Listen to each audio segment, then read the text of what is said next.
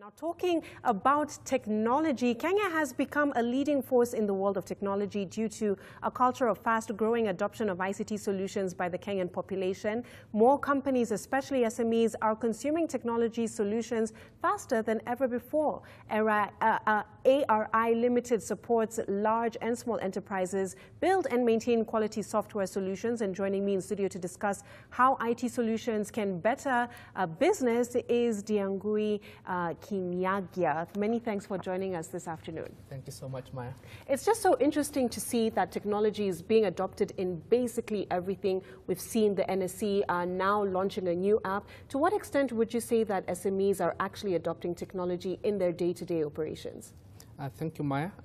So SMEs are adopting technology at a very large scale, given the fact that technology has a low barrier to entry, and also that software as a service, where you consume software as you use it, you don't have to invest a lot of money to build a solution that you need. So you can buy a solution for maybe $10 per month.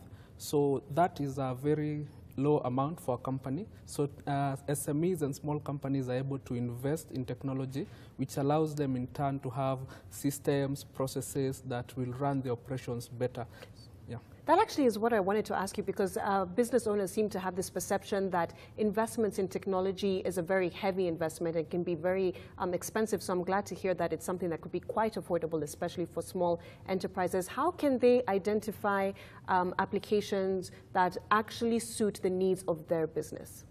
So SMEs, first of all, have to look at their business. So, for example, you have a business, you have a team of 10 people.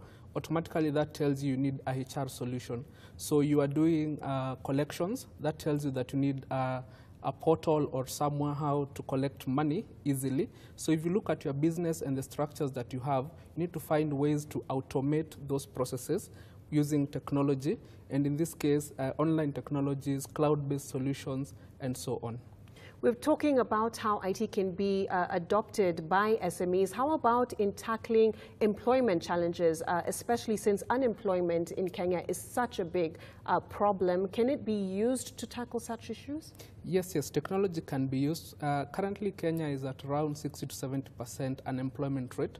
However, the young people are finding innovative ways to make money through technology. For example, if you go to most campuses, you'll find young men and women using Facebook, Instagram to buy and sell clothes or other stuff.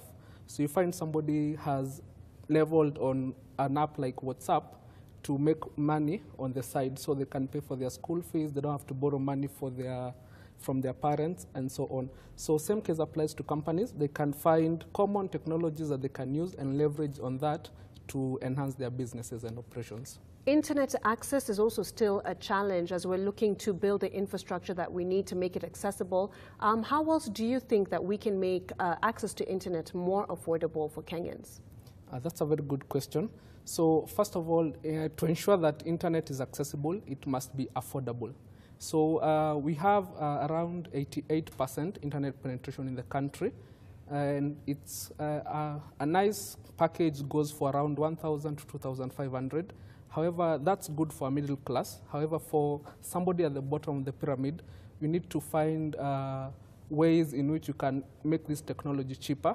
Then telcos have tried to introduce broadband in buses. Cities have tried to offer free Wi-Fi. So by enhancing such things, like if you go to Nakuru, you can surf for free.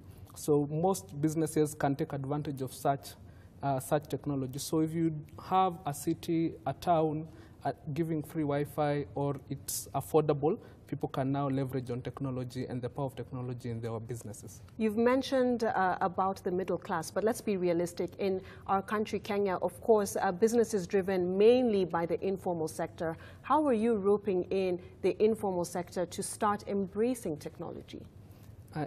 For the informal sector, the first thing is education.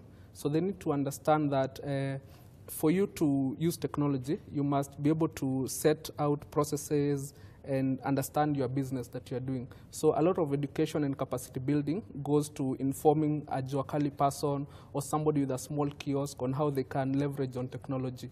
For example, a friend of mine has done an application for shopkeepers.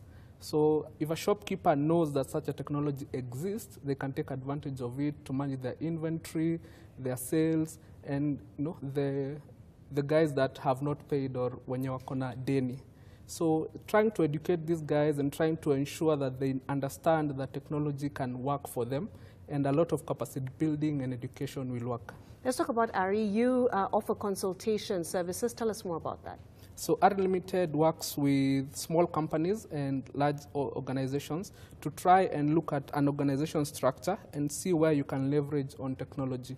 Or, for example, you have an idea, I want to build an app for selling vegetables. You don't have a clue on how to go about that. So when we come to your organization, we'll understand what you want to offer, who is the consumer, then draw a roadmap on how you can build, deliver, and do that process easily using technology or a system or a mobile application. Thank you very much for that. We've been speaking to Diangui Kinyagia, who's the MD of ARI Limited, on how small enterprises and large enterprises as well can take advantage of the technologies available to enhance efficiency in their businesses.